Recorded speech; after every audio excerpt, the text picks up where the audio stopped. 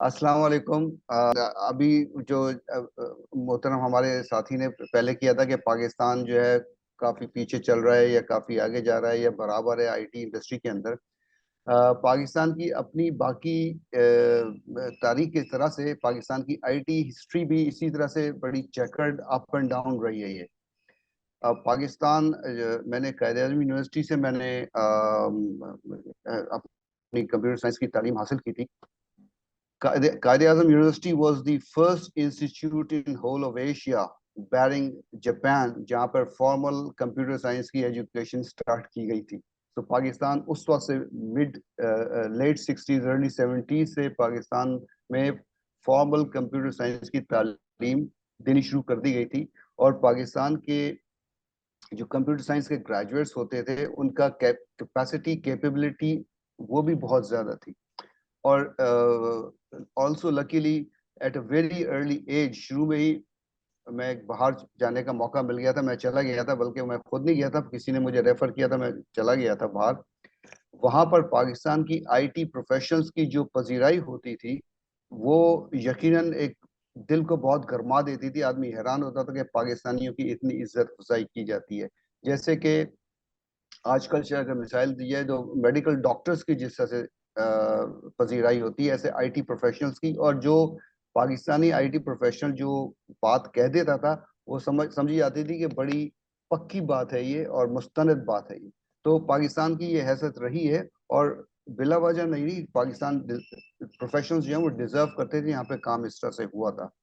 And it has gone from various stages.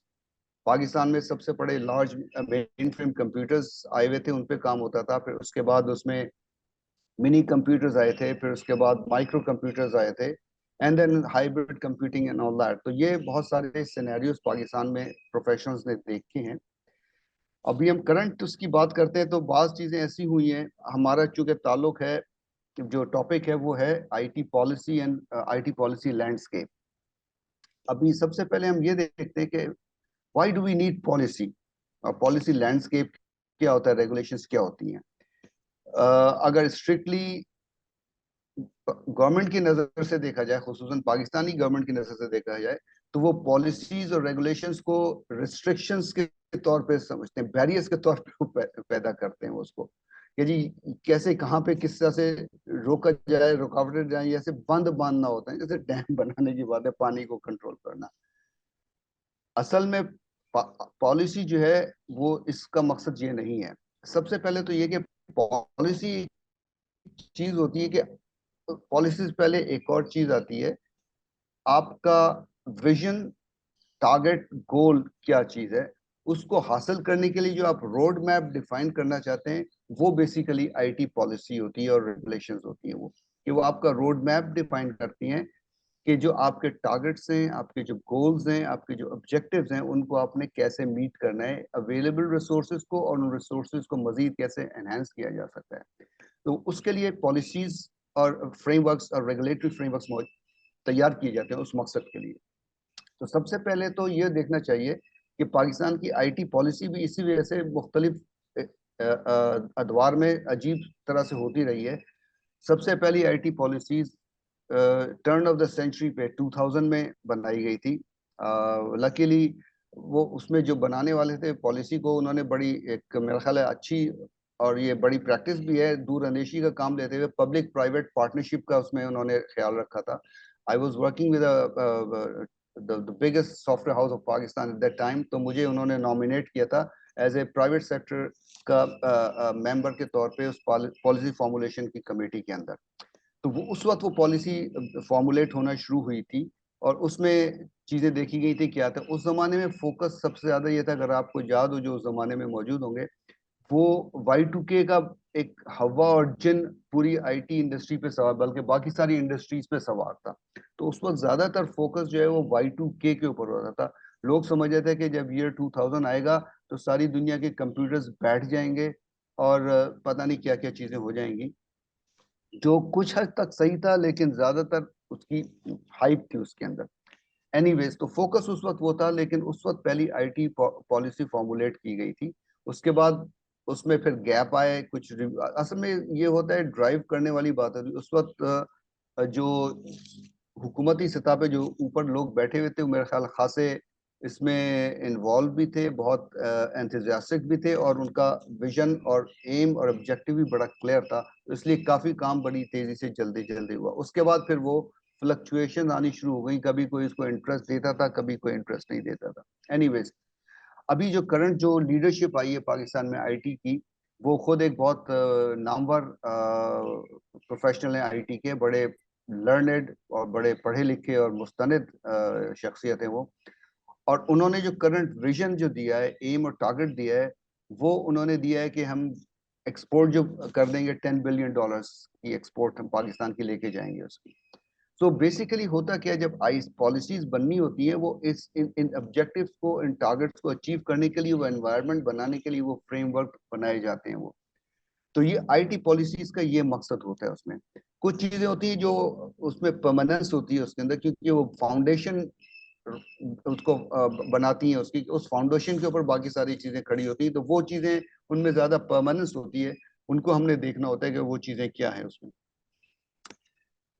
उसके around इर्द गिर्द वो सारी की सारी चीजें बनती। अब चूंकि आईटी का लैंडस्केप जो है वो बहुत बढ़ गया है, वो बहुत ज्यादा बढ़ गया है, जिसकी वजह से अब आप जैसे आप देखेंगे, जैसे अभी हमारे मोहतरम ने जिक्र किया था कि आईटी आईसीटी जो है वो हर जगह उसकी प्रिवेलेंस जो है ना हर जगह पर मौजूद है, वो हर चीज में आईटी का अमल दखल है।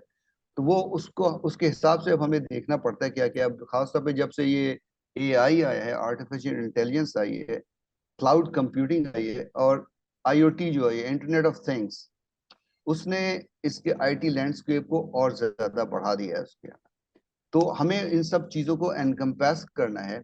और ये एक चीज, रेगुलेटरी फ्रेमवर्क जो है वो उसकी जरूरत इसलिए भी होती है कि जब भी इस तरह के कुछ इंटरेक्शन होते हैं, खासतौर पे बी टू बी इंटरेक्शन हो या बी टू सी इंटरेक्शन भी हो, तो जब इस तरह के इंटरेक्शन होते हैं उसमें कुछ कॉन्फ्लिक्ट अराइज होते हैं, वो टेक्निकल कॉन्फ्लिक्ट। उन टेक्निकल कॉन्फ्लिक्ट्स को रिजॉल्व करने के लिए भी आपको रेगुलेटरी फ्रेमवर्क होना चाहिए, कि कोई एक आर्बिट्रेटर होना चाहिए जो कि उसको मीडिएट कर सके, उन चीजों को रिजॉल्व कर सके। तो उसके लिए भी रेगुलेटरी फ्रेमवर्क होने जरूरी होते हैं।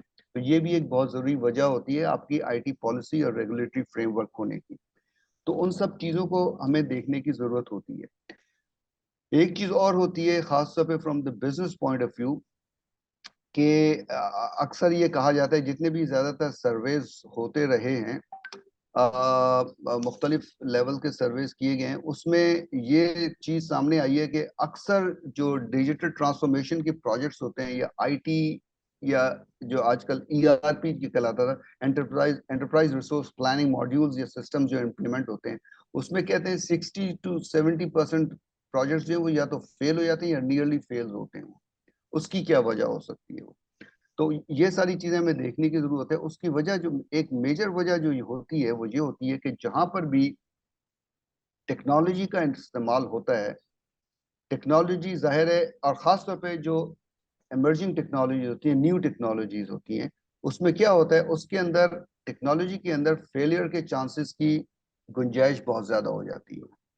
तो जब कोई बिजनेसेस टेक्नोलॉजी अडॉप्ट करते हैं, तो उनको अक्सर जो जो इम्प्लीमेंटेशन के या जो जो सिस्टम्स को डेवलप करें या ट्रांसफॉर्मेशन में जो काम हो रहा होता है, उसमें एक एरिया कहलाता है बिजनेस कंटिन्यूटी प्लानिंग या बिजनेस कंटिन्यूटी मैनेजमेंट, कि फेल ओवर की सूरत में क्या होगा। तो उसको जब अटेंड नहीं किया जाता, या उसकी उसकी तरफ तवज्जो या उसके कोई इकदाम नहीं किए जाते, तो जब कोई फेलियर या फेलियर ना भी हो, अगर कोई स्टॉपेज या ब्लॉकेज या डिसफंक्शन आता है, तो बिजनेसेस के पास कोई फेल ओवर मैकेनिज्म नहीं होता उनके पास, कोई वर्क अराउंड नहीं होता उनके पास। जब वर्क अराउंड नहीं होता तो उनका बिजनेस इम्पैक्ट हो जाता है, तो इसलिए वो वेरी हो जाते हैं। वो कहते हैं कि हम डिजिटल ट्रांसफॉर्मेशन की तरफ नहीं जाएंगे, कि हमारी ज्यादा तवज्जो चली जाती है कि इसकी खराबियां या इससे नुकसान से बचने की तरफ तवज्जो चली हमारी ज्यादा चली जाती है, बजाय इसके हम अपने बिजनेस डेवलपमेंट या रेवेन्यू एनहांसमेंट की तरफ हम फोकस करके रखें।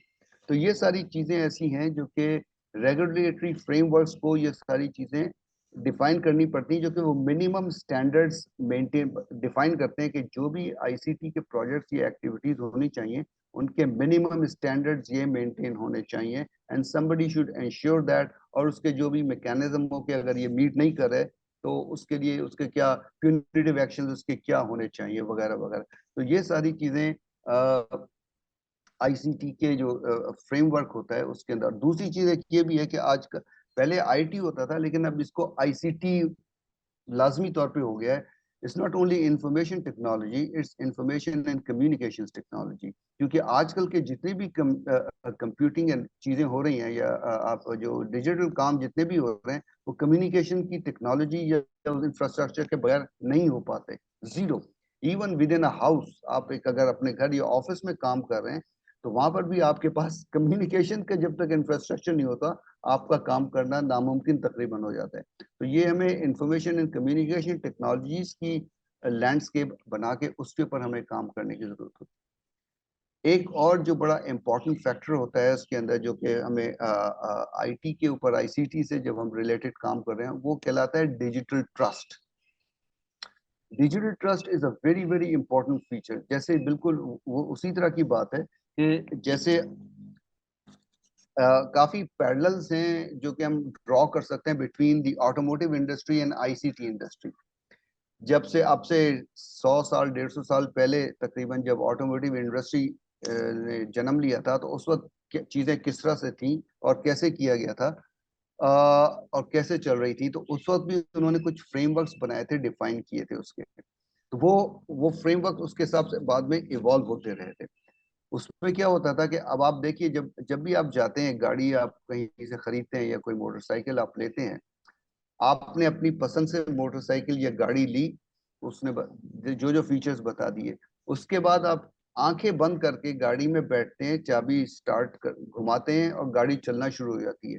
आपके जहन में कभी भी ये ख्याल नहीं आता कि कहीं इसका फ्लोर ना टूट जाए और मेरी जो सीट है वो गिर के जमीन पे सड़क पे आ जाए कि आप नीचे गिर जाए, गाड़ी आपकी आगे जा रही है।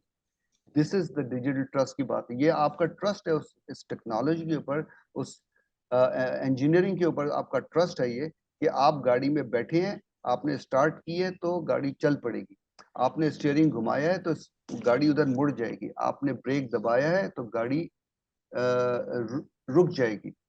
और अब जो नई गाड़ियां आ रही हैं, नई व्हीकल्स आ रहे हैं, उसमें आपके पास इंडिकेटर्स आते हैं बहुत सारी चीजों के कि कोई चीज खराब हो रही है या होने वाली है, तो आपके पास पहले से पता चल जाता है कि ये चीज ऐसी हो रही है, आप इसको ठीक करवाने के लिए इकदाम कर लीजिए। तो ये ट्रस्ट जो है हमें आईसीटी के सिस्टम्स के ऊपर, एनवायरनमेंट के ऊपर और ओवरऑल इंफ्रास्ट्रक्चर जो है वो बिल्ड करना जरूरी होता है, डिजिटल ट्रस्ट। और ICT policies and regulatory frameworks जो हैं, they are the means to build that trust. जब आपको पता है कि ये चीजें डिफाइन कर दी गई हैं किसी पॉलिसी के अंदर, रेगुलेटरी फ्रेमवर्क के अंदर, एंड दे गेट रिजॉल्व, तो वो इंडिविजुअल्स का, कंपनीज का, ऑर्गेनाइजेशंस का, ओवरऑल सोसाइटीज का एंड इंटरनेशनल अरीना में आपके मुल्क का जो डिजिटल ट्रस्ट है वो बढ़ जाता है। तो ये एक हमें जब आईटी पॉलिसीज या रेगुलेटरी फ्रेमवर्क बनाते हैं तो ये चीजें हमें जहन में रखनी चाहिए होती हैं। हमें ये नहीं देखना होता कि इसको कहाँ रोकना है, कहाँ बढ़ाना है, कहाँ नहीं करना है। ये बड़े गलत फ्रेम ऑफ माइंड से काम करने की बात है। एक मैं मिसाल जो एक दे रहा होता हूँ, आजकल एक नई इमर्जिंग टेक्नोलॉजीज है ब्लॉकचेन का, आपने काफी नाम सुना होगा, और उसमें डिजिटल करेंसी या बिटकॉइन वगैरह का नाम सुना होगा। ये इमर्जिंग इमर्जिंग टेक्नोलॉजीज है, इस पे काम हो रहा है, अभी तो कोई डेफिनेटिव चीज नहीं है, ये इवॉल्विंग हो रही है, वो इसमें लोग रिसर्च कर रहे हैं और काम कर रहे हैं। अभी तक रेगुलेशन के हिसाब से, लॉ के हिसाब से पाकिस्तान में क्रिप्टो करेंसी के ऊपर पाबंदी है, उसको काम नहीं कर सकते। लेकिन वो इस तरह से पाबंदी है कि उसको कमर्शियल या बिजनेस मकासद के लिए भी इस्तेमाल नहीं कर सकते। उसके ऊपर रिसर्च पे पाबंदी नहीं होनी चाहिए और ना है प्रॉब्लम। लेकिन कुछ 1-2 साल पहले की बात है कि बहुत अच्छे ब्राइट यंग प्रोफेशनल्स वो क्रिप्टो करेंसी पे काम कर रहे थे और बड़ा उन्होंने इनोवेटिव तरीके से काम शुरू किया था। उसके डिस्ट्रीब्यूटेड प्रोसेसिंग के उन्होंने डिफरेंट इंजन्स बना लिए थे उसके, और वो एल्गोरिथम्स वगैरह बना के काम किया था। लेकिन उन्होंने कहा जी वो क्रिप्टो करेंसी पे काम करें, उन बेचारे बच्चों को छापा मार के पकड़ के गिरफ्तार करके ले गए। फिर किसी ने जाके इंटरवीन किया था, फिर उन बेचारों को छुड़ाया गया। अब वो उनका एंथुजियाज्म और जो काम करने की ख्वाहिश थी वो कहाँ गई? वो कहेंगे यार इससे बेहतर तो मैं यही है कि वो बर्गर का खोखा या रेस्टोरेंट बना लूं तो सेवर फूड की तरह बहुत चलेगा, इसकी मेरी ब्रांचें बन मैं वही काम करना शुरू कर देता हूँ, मुझे क्रिप्टो करेंसी के या डिजिटल करेंसी के ऊपर काम करने की क्या जरूरत है? सो हमारे, जैसे मैंने शुरू में कहा था कि पॉलिसीज और रेगुलेटरी फ्रेमवर्क रुकावटें डालने के लिए नहीं होते, उनका मकसद होता है एक ऑर्डरली एनवायरनमेंट क्रिएट करना जहाँ पे सबके लिए इक्वल अपॉर्चुनिटी हो, और अगर किसी की कोई कॉन्फ्लिक्ट है, उस कॉन्फ्लिक्ट को रिजॉल्व किया जाए एमिकेबली, ताकि किसी के साथ नाइंसाफी ना हो सके। तो ये दो तीन चीजें हैं जैसे कि जिनको आईटी पॉलिसीज को डिफाइन करते वक्त उन्हें देखना चाहिए। दूसरी चीज जो ये इमर्जिंग टेक्नोलॉजीज की है, आजकल जिस तरह से डिस्ट्रप्टिव टेक्नोलॉजीज, इमर्जिंग टेक्नोलॉजीज पिछले 10 साल के अंदर आई हैं, ये इससे पहले पूरी ह्यूमन हिस्ट्री जो है उसमें कभी इतनी तेजी से इनोवेशंस नहीं आई थी।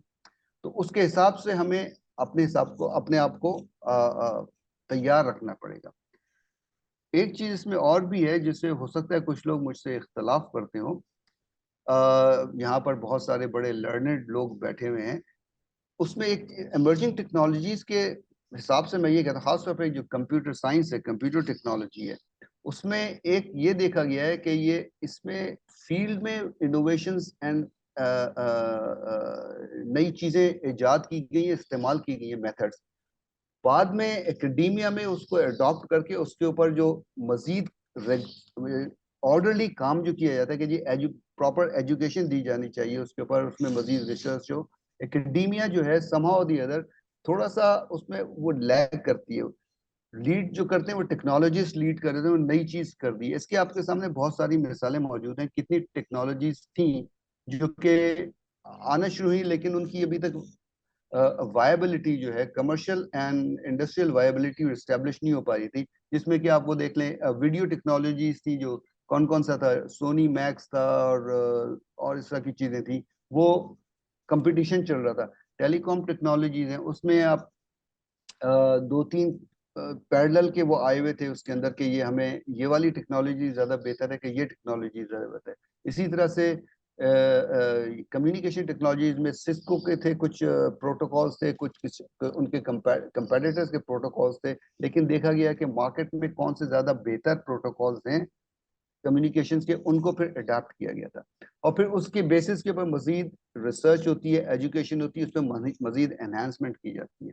तो हमें इस तरह की चीज़ों को भी देखना चाहिए कि जो ग्राउंड रियलिटीज़ हैं या ग्राउंड पे जो काम करने वाले प्रोफेशनल्स हैं, उनकी इनपुट्स बहुत ज़्यादा ज़रूरी होती है इस चीज़ के अंदर, क्योंकि उसके बेसिस पे बहुत सारी चीज़ें अब इवन एआई का मिसाल आजकल देख लेते हैं हम। इसमें एआई पे कुछ काम तो उसमें एकेडमिक सर्कल्स में होता है, लेकिन जो प्रैक्टिकल काम शुरू हुए थे उसके बाद फिर उसके मजीद डिफाइन करके उसके कोर्सेज डिफाइन किए गए कि क्या चीज मजीद पढ़ाई करनी चाहिए, किस चीज में ज्यादा रिसर्च की जरूरत है, and so on and so fourth. तो ये एक एकेडमिया एंड इंडस्ट्री का बड़ा क्लोज लिंक होता है इसके अंदर। उसकी बेसिस पे हम डिफाइन करते हैं कि हमारी पॉलिसी फ्रेमवर्क, रेगुलेटरी फ्रेमवर्क हमारे क्या होने चाहिए। बाज़ दफा ऐसा होता है कि वो कुछ चीजें जो एकेडमिया कर रहा होता है वो एक किस्म का एक ब्लॉकेज या बैरियर या इम्पीडेंस क्रिएट करते हैं रादर देन उसको सपोर्ट करने के लिए। तो विदाउट मैं किसी की अहमियत को मैं कम करने की कोशिश नहीं कर रहा, मैं सिर्फ ये बताने की कोशिश कर रहा हूँ कि इनको एक हैंड इन हैंड काम करने की जरूरत होती है इमर्जिंग टेक्नोलॉजीज को। अब आजकल के उसमें फ्रेमवर्क में देखा जाए, अब इनकी जो आईटी पॉलिसी रिवाइज हो रही है, इत्तेफाक से उसको भी मेरे कुछ थोड़ी बहुत उसमें इनपुट देने की जरूरत पड़ी थी। इसमें एक इम्पॉर्टेंट चीज आ रही है, एक तो क्लाउड पॉलिसीज जो आती है क्लाउड कंप्यूटिंग के ऊपर, उस पर उन्होंने कुछ काम करना शुरू किया था पॉलिसीज में, उसमें कुछ चीजें उसमें डाली गई थी। एआई के ऊपर और आईओटी के ऊपर तो इस वक्त आईसीटी, करंट आईसीटी पॉलिसी के अंदर कोई चीज उसके अंदर उसको एड्रेस नहीं कर रही है उसके अंदर कि एआई के लिए क्या चीज होनी चाहिए, और आईओटी के लिए हमारे पास क्या रेगुलेटरी फ्रेमवर्क होना चाहिए। तो ये दो चीजें ऐसी हैं मेन, जो बड़ी चीजें हैं जिनके लिए हमें फोकस करके उसके फ्रेमवर्क डिफाइन करने की जरूरत है।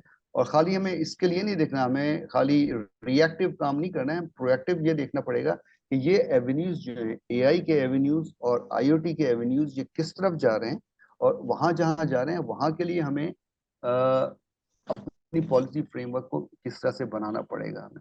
तो ये जो कुछ मोटी मोटी चीजें हैं। फॉर एग्जांपल एआई जो है, अब आपने देखा होगा एआई की परवेशन हर चीज में हो गई है, हर चीज में। आप किसी भी फील्ड को ले लीजिए, आप मेडिकल को ले लीजिए, आप इंजीनियरिंग को ले लीजिए, आई मीन एवरीथिंग, उसमें हर एक में एआई के मॉड्यूल्स। और खासतौर पे जब से ये चैट GPT-4 और उसके जो दूसरे मजीद राइवल्स आ गए, बार्ड वगैरह and all those kind of thing, उन्होंने तो लैंडस्केप को बिल्कुल ही बदल के रख दिया है। अब छोटी छोटी चीजों के लिए हर छोटी छोटी बात के लिए एआई उसमें आ गए। अभी मैं किसी डॉक्यूमेंट पे काम कर रहा था एडोबे के साथ, तो अचानक उसका एक पॉपअप आया कि इनका जो इस काम के लिए हमारे पास एआई का भी एक वो हमारे पास वो टूल मौजूद है जो कि एम्बेड कर सकते हैं, अगर आप चाहें तो हम वो कर देते हैं। इस किस्म की छोटी छोटी चीजों के लिए एक्सेल ने बड़ा मेजर तरीके से एआई को एम्बेड कर दिया अपने कामों में। और एक्सेल का जो अब वो लैंडस्केप जो है वो बहुत वाइड हो गया है, जस्ट बिकॉज कि उसने बहुत सारी एआई की चीजों को अपने मेन लाइन एक्टिविटीज के अंदर इनकॉर्पोरेट कर दिया है। तो ये फ्रेमवर्क हमें उसके हिसाब से बनाने की जरूरत पड़ेगी अब। और उसी की तरह से जब भी टेक्नोलॉजीज और सहूलतें आती हैं जो आम लोगों तक पहुंचती हैं, तो उसमें जो रोग एलिमेंट्स हैं वो भी बहुत ज्यादा काम करना शुरू कर जाते हैं। अब आपने देखा होगा, आजकल अक्सर आप देख रहे होंगे सोशल मीडिया पे भी आ रही होती चीजें कि अब डिजिटल फ्रॉड्स बहुत ज्यादा होने लगे हैं, मुख्तलिफ और बड़े हाई फाई किस्म के डिजिटल फ्रॉड्स हो रहे हैं। उसमें क्या हो रहा है, एक मेजर मेजर फ्रॉड जो आजकल नजर आ रहा है, जो बहुत ज्यादा बढ़ता जा रहा है, वो है एआई के बेस के ऊपर आपकी वॉइस क्लोनिंग जो होती है वो समहाउ और दी अदर। अब तो हर कोई हर शख्स की इस वक्त दुनिया में कोई किसी न किसी तरह से डिजिटल प्रेजेंस मौजूद है। तो वो आपकी वॉइस सैंपल ले लेते हैं, उस वॉइस सैंपल को अब एआई टूल्स आ गए हैं जो कि आपके वॉइस को क्लोन कर देता है। तो एक्चुअली बंदा कोई और बोल रहा होता है, लेकिन क्लोनिंग आपके वॉइस वॉइस की हो रही होती है, और उसके बेसिस पे बहुत सारे फ्रॉड किए जा रहे हैं। ये मैं हाइपोथेटिकल बात नहीं कर रहा हूँ, मैं खुद भी इन फ्रॉड्स को, इस तरह की चीजों का एक विक्टिम तो नहीं कहना चाहिए, मगर मैं मेरे ऊपर अटेम्प्ट की गई इस तरह के और भी बहुत सारे लोगों के साथ कि अमेरिका में कोई मेरा एक बहुत अच्छा दोस्त बैठा है, वहां पे रहते हैं बहुत सारे हैं, किसी की कॉल मेरे पास आती है कि भाई ये प्रॉब्लम है, और तुम जरा इस तरह से, ये इतने पैसे हैं, तुम ये वहां पे उसको भिजवा दो, यहाँ पर पाकिस्तान में उसको जरूरत है। और उसने कहा कि यार मैं तुम्हें इतने पैसे भिजवा रहा हूँ, तुम्हारे बैंक अकाउंट में ट्रांसफर कर रहा हूँ, मुझे बैंक अकाउंट अपना बता दो। उस शख्स की आवाज जो मुझसे बात कर रहा था 100% वही थी जो कि मेरे दोस्त की बात है, जिसको मैं जानता हूँ, जिसकी आवाज में आ रहा था। और वो उसका इंटरेक्शन भी तकरीबन उसी तरह से था कि जिस तरह से समहाउ उसने सोशल मीडिया पे या कहीं से उसने देखा होगा कि ये इसका लेवल ऑफ इंटीमेसी या इंटरेक्शन कितना है इस शख्स के साथ, दे आर सो मच। तो वो एआई के बेस पे अब बहुत सारी चीजें इस तरह की हो रही हैं। तो हमें जो आईटी पॉलिसीज और रेगुलेटरी फ्रेमवर्क है, उसमें इन चीजों का भी हमें ख्याल करके देखना होता है कि ये हम इन चीजों को, इन फ्रॉड्स को कैसे अटेंड कर सकते हैं, कैसे रोक सकते हैं। हमारे यहाँ पाकिस्तान में एफआईए ने बहुत पहले, अगेन 2000 में, early turn of the century के बाद 2003, 4, 5 में एफआई में एक साइबर क्राइम विंग का सेल बना दिया गया था। और उसमें काफी अच्छे उन्होंने काम किए थे, बड़ी अच्छी तरीके से ट्रेनिंग की गई थी, उन्होंने सेटअप किए थे सारे के सारे चीजें, और फिर उसके मुख्तलिफ डिपार्टमेंट्स बनाए थे, उसके फोरेंसिक्स के काम किए थे, व्हाट एंड मजीद और बहुत सारी चीजें। तो ये सारी की सारी चीजें जो है IT policies and frameworks, regulatory frameworks हैं, ये डिफाइन करते हैं। तीसरी चीज है किसके अंदर आती है, वो इंफॉर्मेशन सिक्योरिटी। वो बहुत जरूरी चीज है आजकल यहाँ पर, कि हम जो भी इंफॉर्मेशन, इसमें it's all about information, information technology है, इंफॉर्मेशन एंड कम्युनिकेशन टेक्नोलॉजीज हैं। तो वो जो हमारी इंफॉर्मेशन है जो पास की जा रही है, वो जिसके लिए इंटेंडेड है और जिसके पास जानी चाहिए उसी के पास जा रही है, किसी और के पास नहीं जा रही। और कोई और बीच में से उसको हाईजैक नहीं कर पा रहा उस इंफॉर्मेशन को, कोई नकबजनी ना करे उसके अंदर, जो आपकी इंफॉर्मेशन का चैनल है या इंफॉर्मेशन का जो आपका रिपोजिटरी है जहाँ पे आपने जखीरा किया हुआ है, उन दोनों जगह पे कोई नकबजनी ना कर सके और कोई गैर मुतल्लिका शख्स किसी और तरीके से चोरी छुपे उसमें दाखिल होकर उस पर इंफॉर्मेशन हासिल ना कर सके। क्योंकि आजकल आपको तो सबको पता है ये कि information is the money, is the currency. आजकल जो करेंसी है वो इंफॉर्मेशन है। तो लोग इंफॉर्मेशन चुराते हैं, कहीं और बेच देते हैं और उसको गलत या सही तरीके से इस्तेमाल करते हैं। उसकी एक बहुत मामूली सी मिसाल है जिसका अभी तक मेरा ख्याल है आईटी पॉलिसी में उसको एड्रेस नहीं किया गया है। और दुनिया में तो बाज़ जगहों पे बाज़ नहीं, अक्सर जगहों पे ये सारा ये इम्प्लीमेंट हो गया है, अमेरिका में, यूरोप में खासतौर पे। GDPR, general data protection rules, ये एक रेगुलेटरी फ्रेमवर्क है जो कि बड़ा लार्ज किस्म का है। लेकिन अभी तक पाकिस्तान में आईटी पॉलिसीज में इसका मैंने कहीं अभी तक नहीं देखा कि जीडीपीआर को सच एड्रेस किया गया हो। तो हमें जनरल डाटा प्रोटेक्शन रूल्स जो हैं उनको प्रोटेक्ट करने की जरूरत है। इसके अलावा जो जो तरक्की याफ्ता ममालिक हैं, अमेरिका है और बरतानिया और यूरोप के जो मुल्क हैं, उसमें इंडस्ट्री स्पेसिफिक रेगुलेटरी फ्रेमवर्क भी बन गए हैं जो कि इंफॉर्मेशन सिक्योरिटी को कंप्लाई करने के लिए बनाए गए हैं। फॉर एग्जांपल हेल्थ सेक्टर के लिए HIPAA का बन गया है। फाइनेंशियल सेक्टर के लिए SOX के फ्रेमवर्क बन गए हैं। इसी तरह से मुख्तलिफ जो industry specific frame information security के फ्रेमवर्क हैं वहाँ डिफाइन करके बना दिए गए हैं कि जो इन एरियाज में काम कर रहे हैं इंफॉर्मेशन सिक्योरिटी के, ये वाले एस्पेक्ट जो हैं इसको कंप्लाई करना उनके लिए ज़रूरी होगा। वो एक लार्ज फ्रेमवर्क बना दिए हैं। तीसरी चीज़ जो बड़ी इंपॉर्टेंट एक होती है कि बहुत से लोग समझते हैं कि आईटी पॉलिसी या रेगुलेटरी फ्रेमवर्क जो है ये एक डोमेंट चीज़ है। आज आपने आईसीटी प्लेटफॉर्म फ्रेमवर्क बना दिया, रेगुलेटरी फ्रेमवर्क या पॉलिसी, और वो आप डंडा मार के उसको सबसे कहते हैं इसको फॉलो करो, इसको फॉलो करो, इसको फॉलो करो। फॉलो नहीं करता उसको डंडा मारते हैं या जो भी सजा देते हैं वो करते हैं। लेकिन ये डोमेंट डॉक्यूमेंट्स या आर्टिफैक्ट्स नहीं है, ये they are very live and dynamic, specially in case of ICT. ICT is जो लैंडस्केप है, जो बहुत बड़ा ये है अरीना है, ये बड़ा वाइब्रेंट और डायनामिक है। ये रोजाना इसके अंदर इजाफा और नई चीजें आ रही हैं। तो ये मेरा तो ख्याल ये है कि ICT policies and frameworks, regulatory frameworks के ऊपर एक परमानेंट बॉडी होनी चाहिए जो कि लार्ज स्केल रिव्यूज साल में 2 दफा होने चाहिए और रेगुलर रिव्यू तो कंटिन्यूअस होते रहना चाहिए कि उनको रिव्यू करें आईसीटी पॉलिसीज एंड फ्रेमवर्क्स को कि इसके ये जो पोस्टुलेट्स हैं ये क्या काम कर रहे हैं, इसके इफेक्ट्स क्या हो रहे हैं, और उनके ऊपर वो रिव्यू करते रहें वो रेगुलर। और जो मेजर रिव्यू या रिवीजन होता है वो साल में 2 दफा होना चाहिए। आई थिंक पहले जो दूसरे नॉर्मल जो पॉलिसी फ्रेमवर्क्स होते हैं उनको साल में 1 दफा आमतौर पे किया जाता है, लेकिन इनको इस तरह की चीजों को साल में 2 दफा करना चाहिए मेरा ख्याल है। इसी तरह से जैसे एक मैंने मेजर डिफाइन एक चीज जिक्र किया था BCM का, बिजनेस कंटिन्यूटी मैनेजमेंट या बिजनेस कंटिन्यूटी प्लानिंग, उसका बड़ा एलैबोरेट इसके प्रोसीजर्स प्रोसेसेस होते हैं। उसमें भी यही होता है कि आप अपने बिजनेस की रिक्वायरमेंट्स चूंकि चेंज होती रहती हैं, तो बिजनेस कंटिन्यूटी प्लानिंग या बिजनेस कंटिन्यूटी मैनेजमेंट के जो आपने फ्रेमवर्क डिफाइन किया हुआ है नेशनल लेवल पे और ऑर्गेनाइजेशनल लेवल पे, उनका रेगुलर रिव्यू होना लाजमी है। और उसके लिए रिव्यू जो करने वाले होते हैं उसमें जो प्रॉपर स्टेक होल्डर्स हैं उनको उसमें शामिल होना चाहिए, जो रिव्यू में देखें उसको और वो अपनी फील्ड से रिलेटेड जो फीडबैक्स हैं उस रिव्यू में वो फीडबैक्स दें कि ये हमने डिस्क्रिपेंसीज देखी हैं या ये इम्प्रूवमेंट के एरियाज हो सकते हैं जो मेरी इस फील्ड से मुतालिक हैं या मेरी इस फील्ड से मुतालिक हैं। तो ये चीज़ें हमें आईसीटी प्लेटफॉर्म, आईसीटी पॉलिसीज और रेगुलेटरी फ्रेमवर्क जो बनाते हैं, तो ये सारी की सारी चीज़ें हमें बना के फिर वो पॉलिसी इम्प्लीमेंटेशन होती है। नेक्स्ट स्टेज आती है फिर उसका कि उसको मजीद सॉलिडिफाई कैसे किया जाए उसको, जैसे कि इम्प्लीमेंटेशन हो रही है, अगर उसकी वायोलेशन हो रही है तो उसके केस में क्या होना चाहिए। जैसे कि SECP ने जनरल फाइनेंशियल मैनेजमेंट या ऑर्गेनाइजेशन मैनेजमेंट के लिए, कॉर्पोरेट मैनेजमेंट के लिए उन्होंने रखा हुआ है कि जो प्यूनिटिव एक्शंस रखते हैं उसको देखते हैं, सारी चीज़ें होती हैं।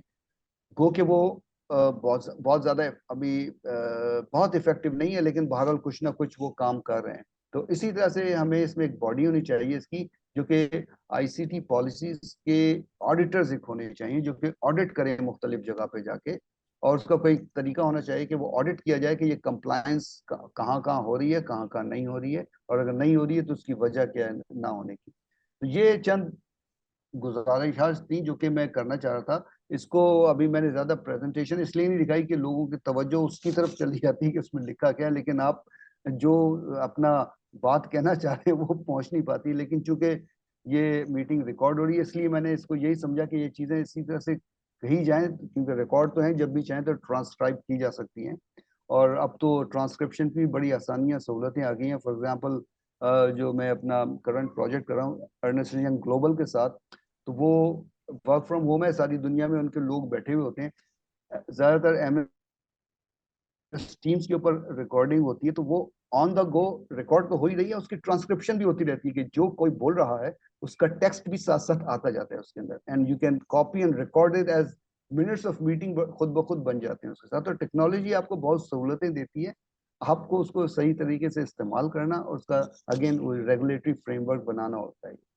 आई डोंट नो, मैंने बहुत ज्यादा टाइम आप लोगों का ले लिया है, लेकिन अगर आप लोगों के जहन में कोई बात है, सवाल है, और कोई कोई चीजें जो मुझे पसंद ना आई हो, जो चीजें पसंद ना आई हो मैंने कही हो, तो आप बिला खौफ व खतर बगैर किसी झिझक के वो भी आप बयान कर दीजिएगा प्लीज।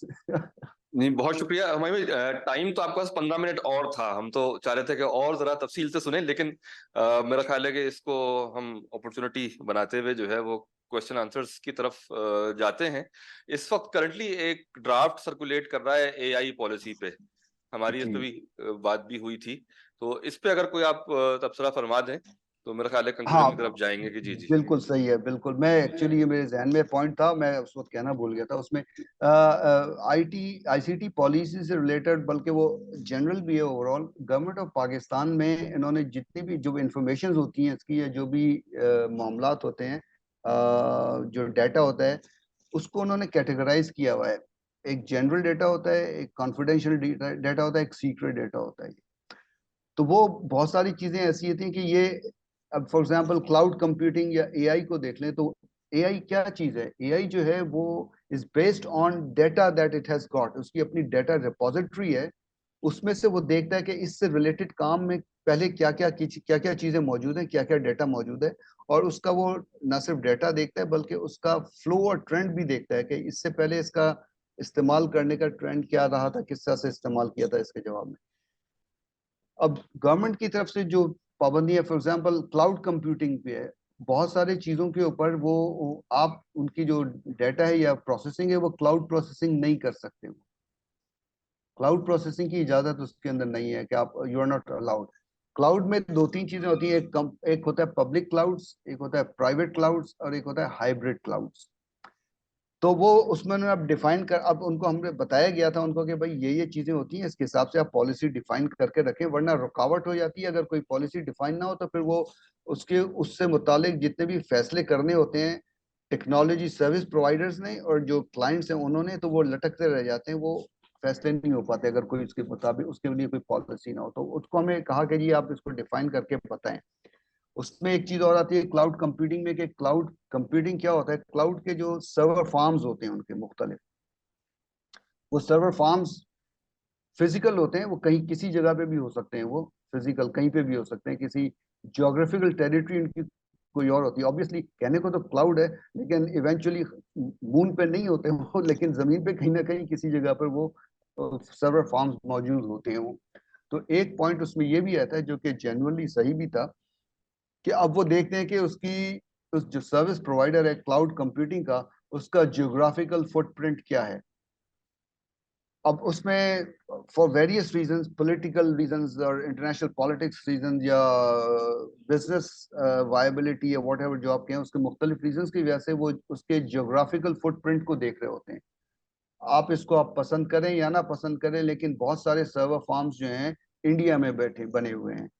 अब पाकिस्तान जो है वो चाहता है, अवॉइड करता है कि इंडिया के में जो सर्वर फार्म्स हैं तो वो क्लाउड कंप्यूटिंग हमारी क्लाउड उस पर ना जाए जिनके ज्यादा सर्वर फार्म्स इंडिया में मौजूद हैं। लेकिन मगर बड़े बड़े जो क्लाउड सर्विस प्रोवाइडर्स हैं उनके सर्वर फार्म्स इंडिया में मौजूद हैं। लेकिन अब इस बात को देखते हुए उन्होंने और ज्योग्राफिकल लोकेशंस जो कि ज्यादा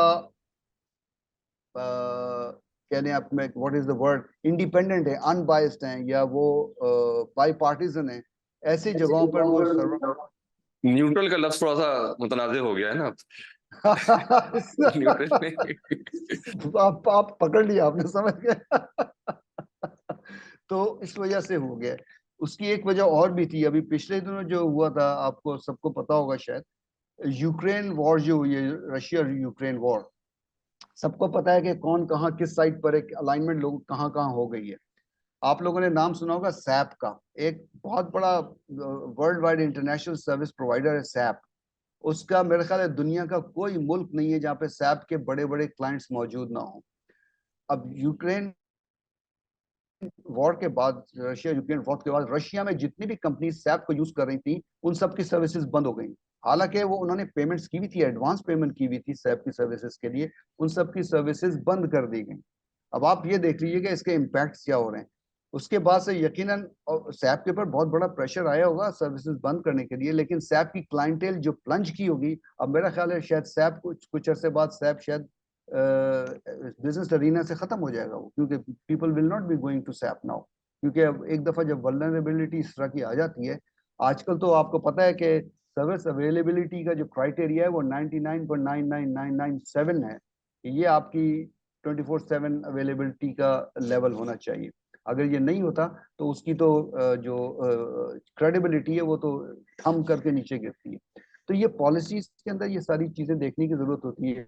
अब एआई जिस तरह से आ गया, अब एआई जो है हर चीज के अंदर शामिल है, तो हमें रेगुलेटरी फ्रेमवर्क ये बनाना है कि वो रुकावट भी ना डाले, लेकिन हमें अपने जो इंटरेस्ट हैं, नेशनल इंटरेस्ट हैं या पब्लिक के इंटरेस्ट हैं, उनको सेफ गार्ड करने की जरूरत है एआई के अंदर और ये क्लाउड के अंदर, तो हम कैसे कर सकते हैं।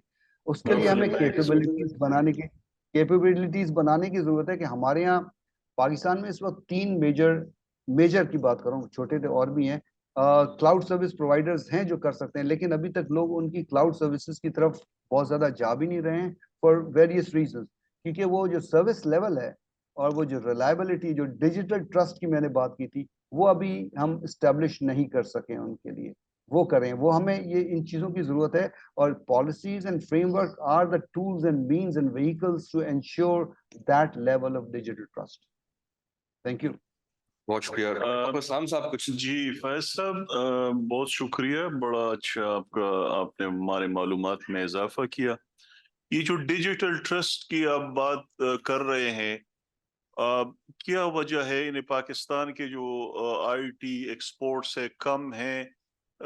इंटरनली तो आपने सारी बातें बता दी, फॉरेन में इन्हें जब आप एब्रॉड हमारे प्रोडक्ट्स जाते हैं तो उनकी एक्सेप्टेबिलिटी, क्रेडिबिलिटी कितनी है? क्या वहाँ कोई इश्यू है कि जिसकी वजह से हमारा जो भी सॉफ्टवेयर या हार्डवेयर जाता है उसकी एक्सेप्टेबिलिटी का लेवल क्या है? शुक्रिया। अच्छा, एक्चुअली ये परसेप्शन थोड़ी सी पाकिस्तान में मैं कहता हूँ सही नहीं है कि उनकी एक्सेप्टेबिलिटी या क्वालिटी जो है वो ज्यादा उसको पजीराई नहीं मिलती है। उसको मैं अभी रीजन बताऊं तो सिर्फ एक मिसाल देता हूँ थोड़ा सा। Again I was working with the top software house of Pakistan, और मैं उनके जो ओवरसीज ऑपरेशंस हैं उनको मैं उनका आई वाज हेड कर रहा था मैं। बहुत सारे एक्सपोर्ट हैं वो, जो ग्लोबल जो कि आपकी वो कौन सी फॉर्च्यून 500 कंपनीज उनके क्लाइंट्स थे मेजर। तो उसका एक एक हेल्प सेंटर भी बना हुआ था यहाँ पर, कॉल सेंटर कह लें, हेल्प सेंटर कर लें। तो वो जो सेक्टर था वो पेट्रोलियम सेक्टर को देख रहा था, ईएनपी सेक्टर जो बहुत बड़ा है। आपको पता है हालीबर्टन और ये जो श्लम्बर्जर एंड इस बड़े बड़े जायंट्स उनको ये कर रहे थे, सर्व कर रहे थे। तो वो जो हेल्प सेंटर थे उनके, एक पाकिस्तान में था जो कि बहुत बड़ा नहीं था, छोटा सा था, एक इंडिया में था और एक कोरिया में था। तो वो व्हेन आई टुक ओवर, तो हेल्प सेंटर भी हमारे पास मेरे उसमें आ गया था। तो वो मैं उसको जाके हमने देखा, ऑपरेशंस को मैंने देखा, सारी चीजें की उसको। जो टीम थी हमारी, बड़ी छोटी सी, बहुत बड़ी टीम नहीं थी, कोर टीम थी, लेकिन उनको फिर थोड़ी सी ब्रीफिंग की, उनको गाइडलाइंस दी कि ये आपने काम ऐसे ऐसे करने वगैरह वगैरह, ये चीज करनी है। तो वो उसमें बड़े टेक्निकल चीजें होती हैं काफी सारी, और उसके लेवल्स होते हैं हेल्प सेंटर के, first level, second level, third level, fourth level. तो पाकिस्तान में फोर्थ लेवल तक की सपोर्ट हम यहीं पे दे रहे थे, क्योंकि हमारे पास जो थे पीएचडी डॉक्टर्स भी बैठे हुए थे उस फील्ड से रिलेटेड। जियो फिजिक्स के और जियो साइंसेस के PhD हमारे पास होते थे जो कि सपोर्ट करते हैं उसके अंदर। अच्छा, उसके बाद कुछ अर्से के बाद अचानक वैसे ही हमारी बातचीत हो रही थी, एक मीटिंग थी उसमें, तो वो किसी ने कहा कि यार आप पिछले 6 महीने में आफ्टर आई टुक ओवर अचानक सर्ज आ गई हमारे हेल्प सेंटर पे, कॉल्स बहुत ज्यादा आने लगी हैं, तो क्या वजह हो रही है? मैंने पूछा जी आई आई डोंट नो, मैं भी ये देख रहा हूँ कि मेरे जो वर्कर्स हैं बात ओवरवर्ल्ड रहते हैं काफी, वजह क्या हुई है? उन्होंने कहा जी वहां पर क्लाइंट्स की तरफ से रिक्वेस्ट आ रही है कि हमें पाकिस्तान के हेल्प सेंटर में डाइवर्ट किया जाए, हमें इंडिया या कोरिया ना भेजा जाए। तो अच्छा, उन्होंने कहा जी वजह क्या हुई है, ऐसा क्यों हो रहा है? अच्छा, मैंने अपनी टीम की जो ब्रीफिंग की थी तो उसमें मैंने बताया था हेल्प सेंटर में, मैंने कहा था कि जी आपसे जो भी सवाल पूछते हैं आप उनके जवाब जाहिर ऑब्वियसली देने फील्ड के, लेकिन अगर आपसे ये बात पूछें कि आप कहाँ पर बैठे हैं, किधर बैठे हैं, आपको खुद ऑफर करने की जरूरत नहीं है कि जी मैं इस वक्त इस्लामाबाद में बैठा हूँ या हमारा सेंटर ये है, इस वक्त रात के 12 बजे या 1 बजे, ये जरूरत नहीं है। लेकिन अगर कोई आपसे स्पेसिफिकली पूछता है कि आप इस वक्त कहाँ बैठे हैं, क्या टाइम है, तो उस वक्त आप उसको सही बताइए, झूठ ना बोलें कभी भी। आप बता दें मैं इस्लामाबाद में हूँ और इस वक्त टाइम यहाँ पे ये हो रहा है, लेकिन आपकी जो भी क्वेरी या सर्विस है वो मैं आपको फुलफिल करूंगा या करूंगी मैं। तो वो पता ये चला कि वो पाकिस्तान से जो उनको सपोर्ट मिलती थी उससे उनका सेटिस्फेक्शन लेवल बहुत हाई हो गया था। इंडिया से उन्होंने इसलिए मना किया कि वहां पर झूठ बोलते थे वो लोग बहुत ज्यादा। वो अब आपको पता है अमेरिका में सबसे बड़ा जो कंसंट्रेशन है वो टेक्सास के अंदर है, ऑयल एंड गैस से रिलेटेड, पेट्रोलियम से रिलेटेड। वहां पे जो उनके पास कॉल्स जाती थी इंडिया में, तो वो पूछते थे आप कहाँ बैठे हैं, तो कहता है जी मैं इस वक्त ह्यूस्टन में बैठा हूँ। उसने कहा अच्छा ह्यूस्टन में हो, किस जगह पे? उसने कहा फलानी जगह पे। उस बंदे ने कभी अपने शहर से बाहर कहीं बाहर नहीं निकला था, लेकिन वो ह्यूस्टन का बता रहा था। अब जो सवाल पूछते थे वो खुद ह्यूस्टन में बैठे हुए, जो एक एक सवाल में उनको पता चल जाता था कि ये बंदा क्या कह रहा है और क्या नहीं कह रहा है। तो उन्होंने कहा जो इस चीज के बारे में झूठ बोल सकता है तो मुझे बाकी सपोर्ट से मुतालिक उसको सच बोलने में कौन रोक रहा है? उसको कोई उसको वो झूठ बोलने में कोई रुकावट नहीं है। कोरिया का इसलिए था कि उनकी वो जो प्रोनाउंसिएशन और लैंग्वेज थी वो कंप्रिहेंशन सही नहीं हो पाती थी, तो उनको एक चीज को कई के दफा दोनों पार्टीज को रिपीट करना पड़ता था, तब जाके बात समझ में आती थी कि जी ये प्रॉब्लम है और उसका जवाब जो बता रहे हैं वो ये जवाब है। तो ये एक लेवल की मैं बात बता रहा था। एक एक वजह तो ये कि हमने ये रखा हुआ था। दूसरी एक वजह ये है, पाकिस्तान की IT एक्सपोर्ट्स बहुत, ये नहीं है कि सर्विसेज कम नहीं है। इस वक्त पर्सनली मैं जानता हूँ, पर्सनली जाती तौर पे, कि बड़ी मेजर सर्विस प्रोवाइडर्स पाकिस्तान में बैठे हुए हैं वो, और पाकिस्तान से कर रहे हैं, लेकिन उनका नाम पाकिस्तानी नहीं है। उन्होंने इनकॉर्पोरेट किया हुआ है हांगकांग में, सिंगापुर में, दुबई में, मलेशिया में, उन्होंने वहां पे इनकॉर्पोरेट किया हुआ है। उसके मुख्तलिफ रीजंस हैं जिसकी वजह से उन्होंने किया हुआ है। एक तो एक और चीज थोड़ी सी पॉलिटिकल है वो, मगर मैं ये कह रहा हूँ हम पाकिस्तान में इस वक्त कहते हैं ये फाइनेंशियल क्राइसिस है, ये क्राइसिस है, वो क्राइसिस है। पाकिस्तान में इस वक्त इतना, जिस तरह से बताया जा रहा है, फाइनेंशियल क्राइसिस भी इतना बड़ा नहीं है, पॉलिटिकल क्राइसिस भी इतना बड़ा नहीं है। पाकिस्तान में जो क्राइसिस है वो डिप्लोमेटिक क्राइसिस है। पाकिस्तान की डिप्लोमेसी फेल हुई हुई है, जिन्होंने पाकिस्तान को प्रेजेंट इमेज नहीं किया हुआ है।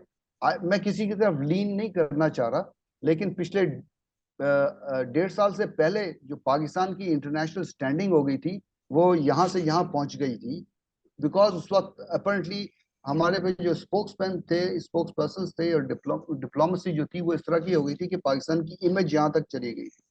तो इस वक्त पाकिस्तान के खिलाफ इंटरनेशनल नेगेटिव वाइब्स बहुत ज्यादा बन गई हैं, इसलिए पाकिस्तान में जो लोग काम करते हैं इस तरह का हाईटेक का, वो लो की में काम कर रहे हैं, वो अपना प्रोमिनेंट नहीं होने दे रहे।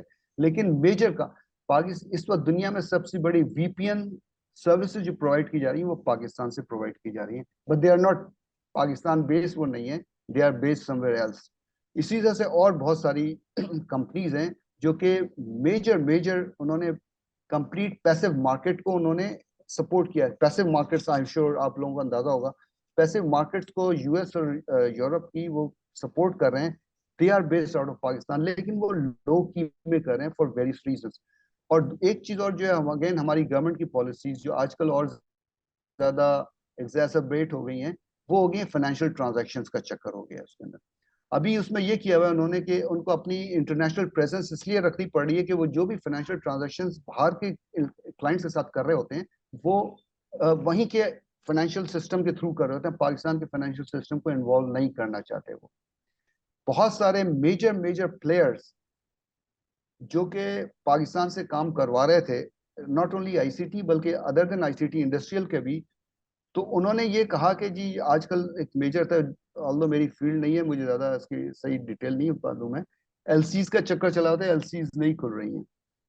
उन क्लाइंट्स ने जो कि फॉरेन क्लाइंट्स थे, उन्होंने कहा जी कि हम फंडिंग की कोई प्रॉब्लम नहीं है, हमने कुछ इनसे एलसीज खुलवाने की कोई जरूरत नहीं है, आप सिर्फ हमारे ऑर्डर्स जो हैं वो अंदर आप लेके चले जाएं, हम अभी नॉट, हम इनसे कोई पेमेंट नहीं मांग रहे।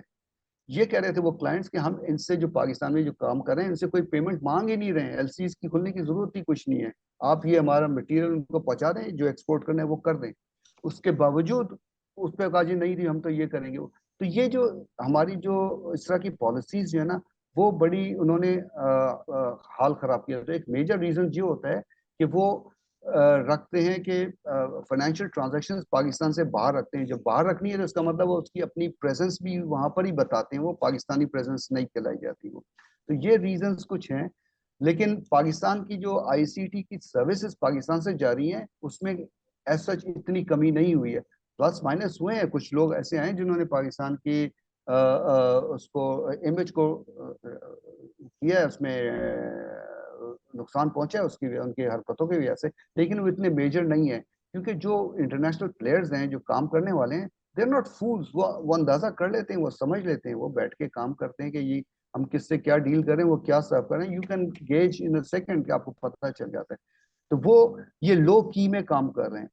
एक और चीज, एक और मिसाल मैं देता हूँ, हमारे मेरे एक और अच्छे बड़े अजीज दोस्त हैं, he is suppose to be a guru of information security, बहुत अच्छा काम करता है मुख्तलिफ तरह से। तो वो उसने उसका एक उसकी एक ये भी आदत है कि वो अपनी जो नॉलेज है वो दूसरों तक पहुंचाता रहता है, वो सबको, वो सेमिनार्स भी करता है और अपनी ब्लॉग्स पे भी डालता रहता है, उसने कोई नई चीज देखी है, सीखी है और वो इनोवेटिव है, बहुत अच्छी चीज है, वो अपने ब्लॉग में उसमें पोस्ट में डाल देता है वो। तो वो उसने बताया कि एक दफा मैं देख रहा था, इंस्टाग्राम पे था कि शायद ट्विटर पे था, कहाँ उसने एक चीज डाली कि यार ये इंफॉर्मेशन सिक्योरिटी से रिलेटेड ये ब्रीच होता है, इसको इस तरह से प्लग करके हम इस तरह से कंट्रोल कर सकते हैं। तो कहने लगा अचानक मेरे फॉलोअर्स जो हैं वो मिलियंस में पहुंच गए। तो कहने लगा मैं हैरान हो गया, ये क्या हो गया, मैंने क्या चीज कर दी है वो। और तो उसने कहा मैं देखता हूँ फॉलोअर्स कौन है, कुछ उसमें से फॉलोअर्स उसने देखने शुरू किए, उसमें मेजर फॉलोअर्स जो थे वो जो दुनिया की बड़ी बड़ी सिक्योरिटी इंफॉर्मेशन वो क्या कहलाते हैं आपके इंटेलिजेंस एजेंसीज हैं, उनके बड़े बड़े बंदे उसके फॉलोअर्स में शामिल हो गए थे, जो कि जो दुनिया की मशहूर कह लें या सबसे बदनाम जो इंटेलिजेंस एजेंसीज हैं, उनके लोग उसके फॉलोअर्स में आके उसको फॉलो कर रहे थे, ये और क्या कह रहे हैं और क्या कर रहे हैं। कहने लगा उसके बाद मैंने पोस्ट करना बिल्कुल छोड़ दिया, वो अब मैं कुछ नहीं इस तरह की चीजें डाल रहा होता। तो ये इस तरह के डिफ्लेक्टर्स होते हैं जिसकी वजह से लोग ज्यादा अपना नाम ऊपर आने नहीं देते। लेकिन I personally know people who are doing a very good job in an international market, लेकिन वो लो की में काम कर रहे हैं। That's it sir.